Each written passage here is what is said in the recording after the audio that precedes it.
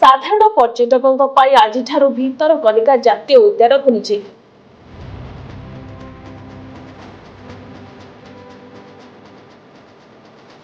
भितरकनिकार बौला कुंभीर पर्यटकों आकर्षण केन्द्रबिंदु पलटुवा बेले विरल बौला कुंभीर प्रजनन समय गत मे 1 जुलाई 31 तारिख दीर्घ 3 मास जाए भितरकनिका जातीय उद्यान को बंद कर प्रक्रिया सरिबा परे साधारण पर्यटकों जातीय उद्यान खोल।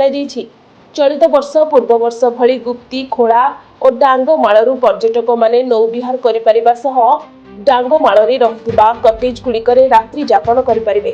भितरकनिकार पर्यटकों भ्रमण लगी व्यापक बंदोबस्त कर सूचना देते राजनगर वनखंड अधिकारी सुदर्शन गोपीनाथ यादव। केन्द्रापड़ारू नुरे खान का रिपोर्ट, सनस्टार टीवी।